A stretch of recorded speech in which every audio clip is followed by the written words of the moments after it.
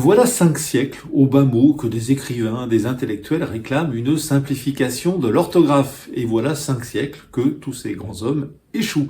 C'est le thème de ma lettre d'information de l'Express cette semaine, sur le bout des langues, à partir d'un livre écrit par Bernard Cerquiglini, À qui la faute ?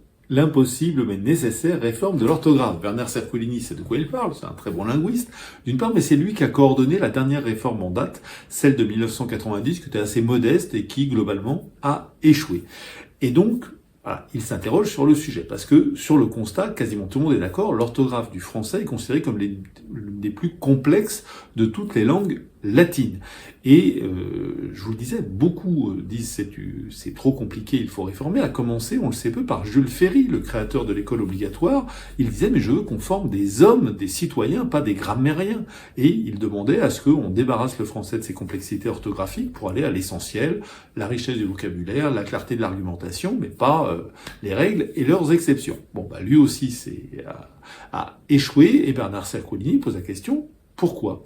Et il y apporte une réponse à la fois originale et courageuse, puisque lui fait plutôt partie du camp des réformateurs. Il dit non, ce serait trop simple de dire que les réformes échouent parce qu'il y a l'opposition de l'Académie française, du Figaro et des conservateurs. Non.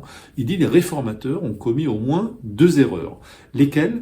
La première, dit-il, c'est d'avoir longtemps défendu l'idée d'une orthographe quasiment phonétique, ce qui pose à ses yeux plusieurs problèmes. Un problème d'efficacité, c'est-à-dire que par exemple, comment est-ce qu'on fait pour distinguer une hauteur de pain du boulanger, une hauteur de pain quand vous êtes dans les Landes ? Bon, certains disent, le contexte, on comprend bien de quoi on parle, mais enfin, lui, il considère que c'est un problème. Puis la deuxième, et surtout, elle est psychologique.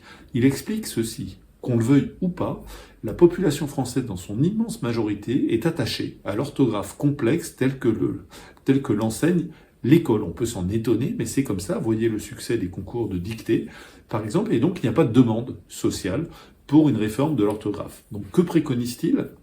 D'une part, de renoncer à l'orthographe phonétique, il dit on peut simplifier un peu, mais pas de manière drastique, et deuxièmement, d'enseigner davantage l'histoire de la langue aux élèves à l'école, montrer que malgré tout, l'orthographe a évolué au cours du temps. Par exemple, Corneille écrivait venger, V-A-N-G-E-R, et Molière misanthrope sans H, voilà, donc ça a changé petit à petit, ne soyons pas fétichistes avec l'orthographe, et une fois, dit-il, que les élèves sauront cela, ils seront plus ouverts, une fois devenus adultes, à une réforme de l'orthographe. De vous à moi, je suis un peu sceptique sur la solution. En revanche, le constat me paraît juste, il n'y a pas de demande pour une réforme de l'orthographe, qu'on le regrette ou pas. Et donc, nous vivrons sans doute, vous et moi encore, avec les règles, les exceptions et les erreurs que nous commettons tous. Plus de détails, comme d'habitude, donc sur la version écrite de l'infolettre de l'Express sur le bout des langues.